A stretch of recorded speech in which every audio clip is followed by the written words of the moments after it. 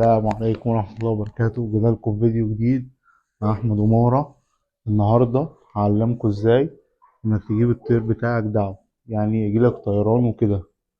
هنعلمه أول حاجة نقطة الثقة.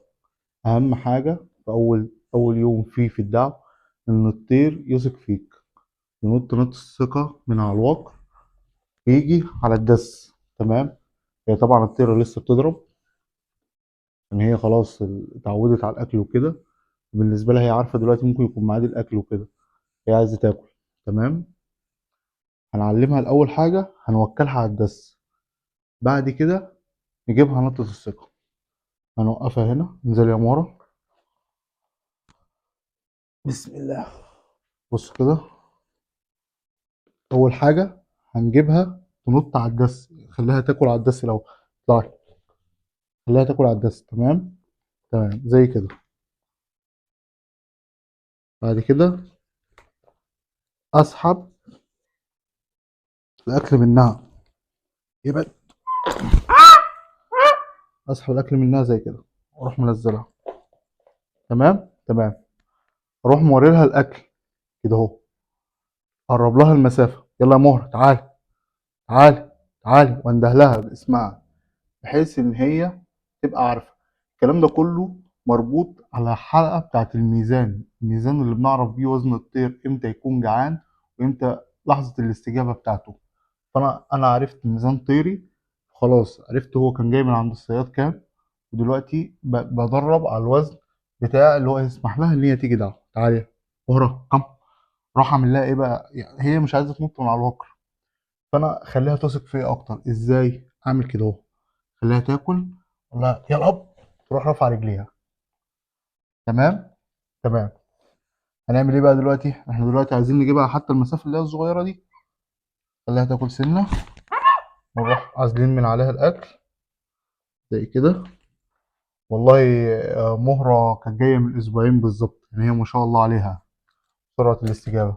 ولو يعني انتوا لو حابين تتعلموا ممكن تسالوني كتير، وانا هجاوبكم وافيدكم. نروح ندهلها بقى تاني على الاكل اهو. يلا يا بت تعالي تعالي. هي ممكن بقى اعمل لها ايه؟ اوريها ان انا في ايدي الاكل خلاص. هي كده كده اتعودت مره في مره في مره. انا اعمل لها زي كده اهو. هي اقرب لها ايدي بحيث انها تطلع على الدس. تمام. اوريها الاول ان انا مش هاخد منها الاكل واجري، لكن انا مصدر اني بوكلها. فمره في مره في مره بتتعود.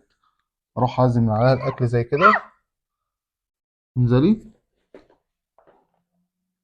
واروح تاني على طول في نفس الوقت اروح مقرر لحظه الدعوه. ما شاء الله. اه. هي ما شاء الله عليها ذكيه جدا ونبيهه. يلا يا بنت تعالي. هي مهرة. قرب لها، قرب لها المسافه عشان حتى تقدر تيجي. هي النظرات دي كلها هي بتاخد زي سكرين شوت للمكان. هي عايزه تحول في نفس الوقت عايزه تطير. ممكن بتقيس بالظبط المكان بالظبط بالظبط عشان تعرف تنط، بحيث ان هي من غير ما تعور نفسها. مهرة يلا. يلا تعالي. هي بت. هي هندهلها بقى زي كده اهو بالصيحه بتاعت هي. ما شاء الله.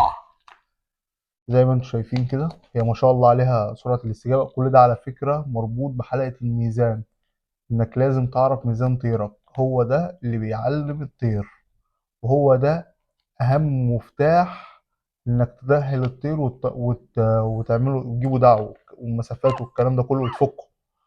دي اهم حاجه. نعزل الاكل كل شويه بحيث ان نجيبها على الاكل ده كذا مره. يلا بنت تعالى. هي ان شاء الله. تعالى. هي قرب لها المسافه بحيث ان انا اعرفها برضو ان انا مصدر ثقه. يلا هي ما شاء الله. تعالى كم. ورا ورا. هي يلا. اعمل لها كده بحيث ان انا برضو اعرفها ان مش كل مره ان هي لازم تطير وتيجي، لكن انا اعرفها برضو ان انا قريب منها. ده هنبدا نعمل الحركه دي كل شويه ونبعد سنه سنه لغايه ما نقدر نجيب اكبر مسافه ممكنه. وده هنشوفه في حلقات جايه كتير، وان احنا هننزل بيها ارض التدريب وهنفكها باذن الله. وان شاء الله مهره يعني بتتعلم بسرعه.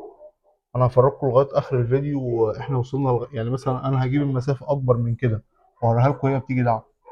يلا انزلي. وانا شايف الاكل على ايدي مش عايز، ممكن ما تنزلش، لكن لا احنا نوريها الاكل تاني اهو. مهره، هي هي، يلا كم كم كم، هي هي هي هي هي هي هي هي. دي بعد قبضه الثقه. ده تاني يوم دعو المهره. انا حبيت اجيبها دعو وقبل ما اصور وكده، بحيث ان انا اعرضها عليكم وافرجها لكم واوريكم ازاي بنجيب الطيور دي دعوه، واعرفكم الحاجات المهمه بالظبط. يبقى بنستخدم الميزان. الميزان عشان اعرف وزن الطير اول ما يجي.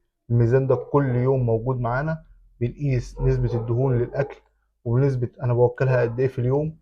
ما ينفعش ان انا املى بطنها، كل ده مش هينفع معانا في التدريب. هتكلم عن حلقه كامله في حته الاكل للطير، والطير بتاعك توكله قد ايه بالظبط، وازاي تعرفه. يلا انزلي. ما شاء الله. يلا تعالى، تعالى تعالى تعالى. ورا، هي هي هي هي هي هي هي هي هي هي هي. ما شاء الله، هي هي هي هي هي هي هي هي هي هي هي. تعالى. ما شاء الله. زي ما انتم شايفين كده، ما شاء الله عليها. يا شباب ما تنسوش تعملوا لايك وسبسكرايب وتفعل زر الجرس عشان يوصلك كل جديد. وفي عالم يعني مملكة الجوارح عندنا، انا هعلمك والله، يعني مش هبخل عليك بحاجه. ولو حبيت ان انت تبعت لي على الخاص في الانستا او اي حته، ممكن تبعت لي وانا هرد عليك في ساعتها. ولو عايزين تسالوا في اي استفسار، اسالوني وانا هجاوبكم، مفيش مشكله. يلا ننزل مهره. شوف هو واخده الاكل تحت رجليها، مش عايزه يلا يلا يلا يلا. يلا تعال. يلا تعال مهره.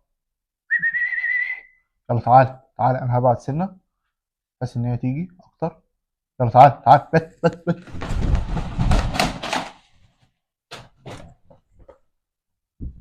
دي من الحاجات المهمة، لازم تبقى صاحي لطيرك امتى هيكفخ وامتى لا. تمام. هي كانت ممكن تكون عايزة تاخد لفة وتيجي على الدس، لكن انا عرفتها ان انا صاحي لها جدا.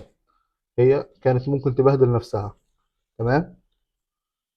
انا ما رضيتش اقفل الفيديو بحيث ان احنا نتعلم برضو مع بعض. لازم تكون حافظ نظرات طيرك وهو هيعمل ايه بالظبط. دلوقتي هجيبها لكم دعوة تاني. يلا يا بت، مهرة، مهرة. طبعا هي بعد الكفخة دي، عارف اللي هو ايه، ما عملتش اللي هي عايزاه وكده، فهتلاقيها مش منتبهة شوية وبتاع، بعد كده تبدأ تركز تاني. يلا تعال، تعال يلا. يلا نبدأ نقرب لها المسافة تاني عشان نعرفها إن إحنا معانا الأكل، وإن هي دلوقتي فترة الأكل. مهرة ممكن يكون ميزانها عايز ينزل كمان سنة، بحيث إن تكون استجابتها على الأكل ما تفكرش في أي حاجة غير الأكل. هي دلوقتي بتفكر، دلوقتي ما بتفكرش غير في الأكل بس، عايزة سنة كمان. ده الميزان. الميزان بيعرفك بس أهم حاجة يعني بعيد عن الميزان وكده، لا لازم ان انت تخليك نقطة الثقة. نقطة الثقة دي بالنسبة لك بعد الميزان. هي دلوقتي عايز تكفخ تاني، احنا برضه خلي بالنا ونخلي السبوق في ايدينا. يلا تعالى، تعالى تعالى تعالى. يلا يلا. ما شاء الله. انا دلوقتي هوكلها الاكل كله. انا هوكلها اللي انا بديها عليه، خليها تقطعها على الدس.